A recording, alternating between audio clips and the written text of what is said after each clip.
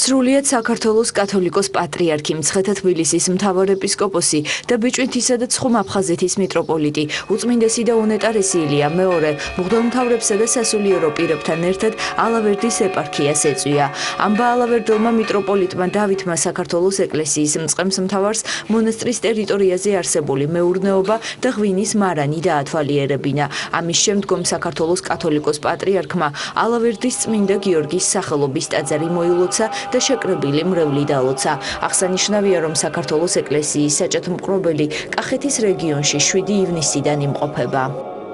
გახარებული ვართ ყველანი ალავერდის მონასტრის აღორძინებით, იმ პროცესებით, რომელიც აქ მიმდინარეობს, იმ ისტორიული სამონასტრო მეურნეობების აღორძინებით, რომელსაც ჩვენ ვხედავთ ალავერდის მონასტერში, ეს არის როგორც მეღვინეობის კულტურა ქართული ტრადიციული მეღვინეობისა, როგორც ხაფლის დამზადების კულტურა.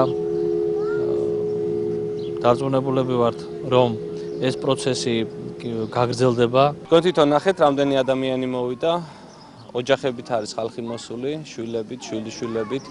რაც ყველაზე მთავარია, საზეიმო განწყობაა და პატრიარქის ვიზიტი ზოგადად რეგიონში არის უმნიშვნელოვანესი, იმიტომ რომ მისი დალოცვა დარწმუნებული ვარ ჩვენ რეგიონის განვითარებას, გაძლიერებას ხელშეუწყობს და მისი ლოცვა კურთხევით ყველაფერი ძალიან კარგად იქნება. იმდენად მეძალება ემოცია, იმდენად განწყობა დიდია, იმდენად ძალა, მეწევა, მაღლა, სიხარული გამოწვეული იქიდან რომ დღეს ჩვენთან არის პატრიარქი და ამ გაჭირვების ჟამს, როდესაც ყველაფერმა ერთ ბაშად შემოგვიტია, სტიქიამ შემოგვიტია, კახეთს და სრულიად საქართველოს და ამ დროს პატრიარქის მობრძანება აქ უდიდესი მოვლენა არის.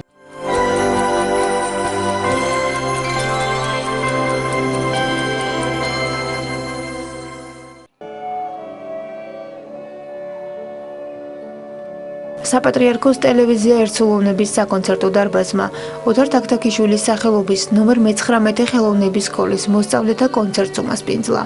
წლის შემაჯამებელ საღამოზე მოსწავლეებმა საკმაოდ მრავალფეროვანი პროგრამა წარმოადგინეს.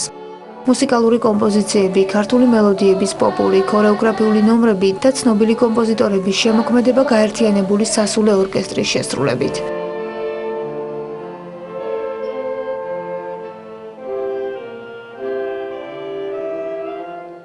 ბავშვებმა ასევე დარბაზის ფოიეში სახვითი და გამოყენებითი ხელოვნების ნიმუშების წარმოადგინეს.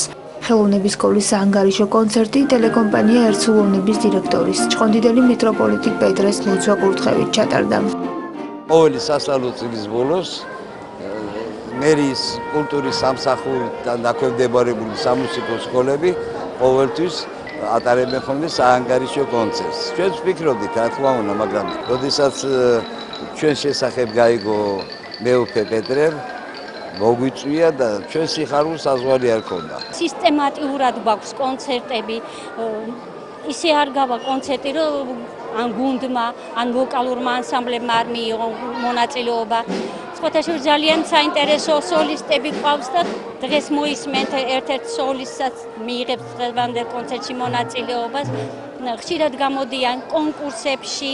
ეს არის წლის დასკვნითი ღონისძიება, წლის შეჯამება და რა თქმა უნდა არის მნიშვნელოვანესი, რადგან ჩვენი მთელი წლის ნამუშევარი, ჩვენი შრომა ამ კონცერტში არის ჩადებული.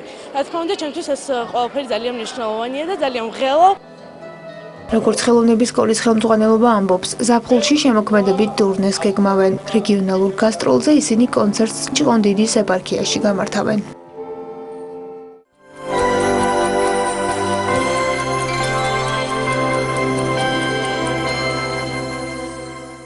პარიზის წმინდა კეთილმსახური მეფე თამარის სახელობის ტაძრის წინამძღვარმა არქიმანდრიტმა ანტონმა კანდელაკი ონკოლოგიური დაავადების მქონე ბავშვები მოინახულა. საქველმოქმედო აქცია იაშვილის ბავშვთა საავადმყოფოსა და ონკოჰემატოლოგიურ კლინიკა ლაიფმედში გაიმართა. მოზარდებს არქიმანდრიტმა ანტონმა საჩუქრად საკვები პროდუქტები და ტკბილეული გადასცა. ღონისძიების ფარგლებში სხვადასხვა ანიმაციური ფილმების პერსონაჟებმა პატარები გაამხიარულეს. შეკრებილების განცხადებით ამ ბავშვებისთვის მსგავსი ტიპის აქციები ძალიან მნიშვნელოვანია, რადგან ისინი საზოგადოების ყურადღებასა და მხარდაჭერას მუდმივად საჭიროებენ. დასავლეთ ევროპის მიტროპოლიტი მეუფე აბრაამის ლოცვა კურთხევით, როგორც მოგეხსენებათ, ქალაქ პარიზში ჩატარდა ორი საქველმოქმედო კონცერტი. სადაც მონაწილეობა მიიღო ჩვენმა ქართველმა სხვადასხვა ხელოვნების დარგში მოღვაწე ადამიანებმა, რომელსაც სრულიად უანგარო ჩამოვიდნენ პარიზში. ამ კონცერტით ჰქონდა მიზნად დასახული, რომ საქართველოში ჩამოსულიყავით და დავხმარებოდით უკიდურესად გაჭირებულ ადამიანებს და მათ შორის დღეს ჩვენ გადავწყვიტეთ, რომ მოვსულიყავით ამ ყველაზე მძიმე საავადმყოფოში ჩვენთვის ერთად მძიმეა აქ ყოფნა, მაგრამ ეცადეთ, რომ ერთი ბედნიერი დღე გვეჩუქებინა ამ ბავშვებისათვის. ჩვენი პაციენტებისთვის ძალიან მნიშვნელოვანია აღნიშნული ტიპის ღონისძიებები, იმიტომ რომ ფსიქოლოგიური განწყობა დადგმულები არიან, ასე რომ ესეთი გამახალისებელი ღონისძიებები თუ ხშირად ეკეთება, უფრო კარგი იქნება. მე ისეთი წარმოდგენა მაქვს, თითქოს ჩემ შვილიშვილს არაფერი არ ჭირს. თითქოს ყველა ბავშვები დღეს ბედნიერები და ჯანმრთელები არიან. მადლობა თქვენ ყველაფრისთვის. აი ვისაც კი გული შეტკივა ჩვენისანა ბავშვებისთვის, გთხოვთ ყველას, უმორჩილ ყოველთვის შეგენოთ ცოტათი მაინც ხახალისება ამათის ცხოვრების. როგორც ცნობილია, დღევანდელი ღონისძიება საფრანგეთის დედაქალაქში გამართული საქველმოქმედო კონცერტებიდან შემოსული თანხით დაფინანსდა. აღნიშნული ინიციატივა ბერი ანდრიას ფონდის მხარდაჭერით განხორციელდა.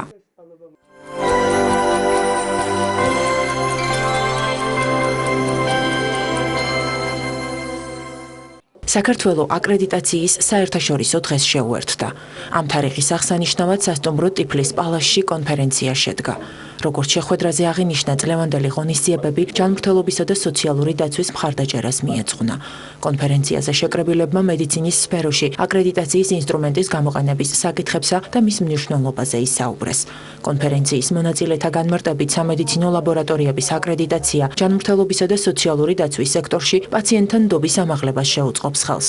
ამჟამად აღნიშნული საკითხი საქართველოში ნებაყოფლობითია და აკრედიტაცია მხოლოდ 3 სამედიცინო ლაბორატორიას აქვს. ეს არის ნებაყოფლობითი სფერო, ამ კანონმდებლობა არ ავალდებულებს სამედიცინო ლაბორატორიებს შეჯერობით, რომ ისინი იყვნენ აკრედიტებულები.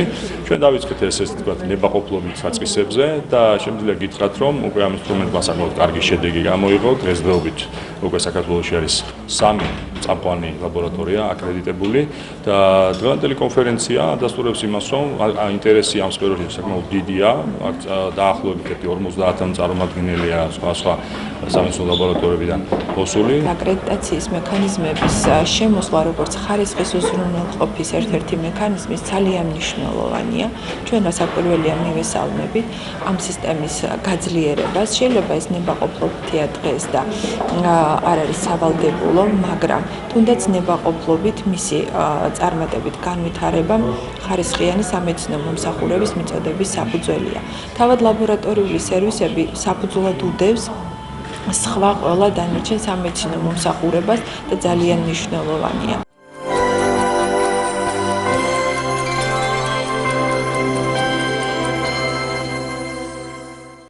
2015-20 წლების გარემოსა და უსაფრთხოების ინიციატივის სამოქმედო გეგმა სასტუმრო რადისონში განიხილეს. აღნიშნულ თემასთან დაკავშირებით სამხრეთ კავკასიის რეგიონული შეხვედრის მონაწილეებს გარემოსა და ბუნებრივი რესურსების დაცვის მინისტრმა გიგლა აგულაშვილმა სიტყვით მიმართა. მხარეებმა გარემოს დაცვით გამოწვევებსა და მათი გადაჭრის გზებზე იმსჯელეს. საუბარი შეეხო წყლის რესურსებისა და სახიფათო ნარჩენების მართვას, კატასტროფების რისკის შემცირებას, კლიმატის ცვლილებას, გარემოს დაცვითი მმართველობის, ინფორმაციაზე ხელმისაწვდომობისა და გადაწყვეტილებების მიღების პროცესში საზოგადოების ჩართულობის საკითხებს. ეს ღონისძიებები ყოველთვის იმ ტრანსსასწრო პრობლემებს განიხილავს გარემოს დაცვის სფეროში. მიუხედავად იმისა, რომ ჩვენ სხვადასხვა ქვეყნებში ვცხოვრობთ, ჩვენ გვაქვს ბევრი საერთო ტიპის პრობლემა, რომელთა ერთობლივი გადაწყვეტის გადაჭრის გარეშე ეს პრობლემად დარჩება. ჩვენ ვფიქრობთ, რომ ჩვენი წინადადებები, ჩვენი ინიციატივები იქნება სათანადოდ დაფასებული და ველოდებით კონკრეტული პროექტების განხორციელების სტრატეგიის დაგეგმვას. გლობალური ხანძრების ცენტრი დიდი ხანია თანამშრომლობს EUTOS-თან გარემოსა და უსაფრთხოების ფარგლებში. დღევანდელი ღონისძიება ეძღვნება გარემოს დაცვით პრობლემებს, რომლებიც უსაფრთხოებასთან არის დაკავშირებული. დღესდღეობით მნიშვნელოვანი პრობლემაა კლიმატის ცვლილება და ბუნებრივი კატასტროფების რიცხვი. ვიმედოვნებთ, რომ გარემოსა და უსაფრთხოების ინიციატივა შეძლებს ამ მოვლენების გადალახვას.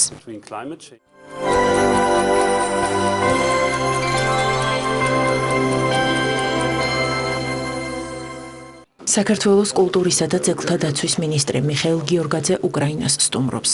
ვიზიტის ფარგლებში კიევში ხელი მოეწერა თანამშრომლობის დოკუმენტს, რომელიც გულისხმობს 2015-2018 წლებში ორ ქვეყანას შორის კულტურული ურთიერთობების გაღრმავებას სხვადასხვა ერთობლივი ღონისძიების განხორციელების გზით.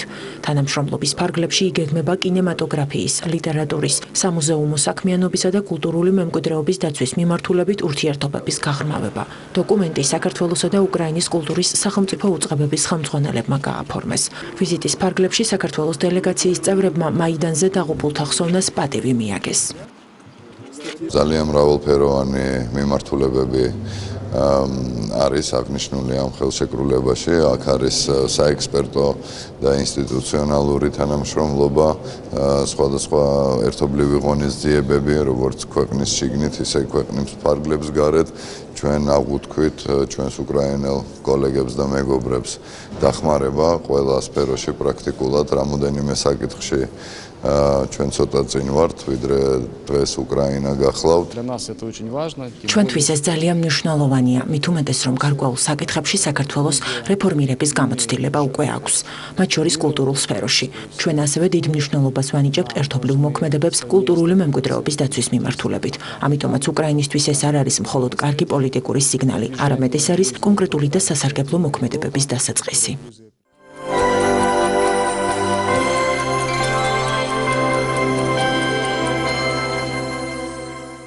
გალაქტიონის კოსმიური მოქცევა.